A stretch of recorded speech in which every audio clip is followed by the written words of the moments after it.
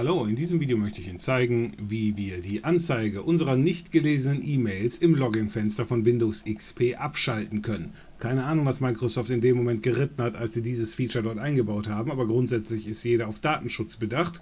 Aber wie viele E-Mails ich noch nicht gelesen habe und in welchem Account diese E-Mails liegen, das wird jedermann vor dem entsprechenden Login angezeigt.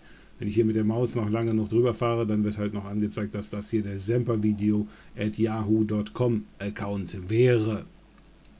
Also, abschalten auf jeden Fall sinnvoll. Loggen wir uns also erstmal ein.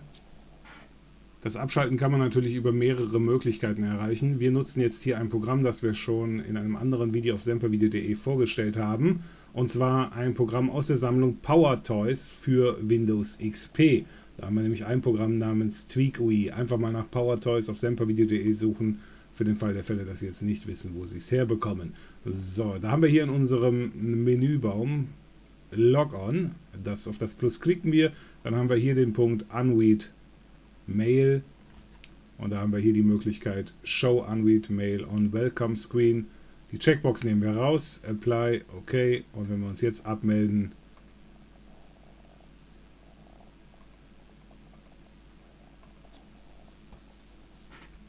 dann wird die Anzahl der ungelesenen E-Mails im Login-Screen nicht mehr gezeigt.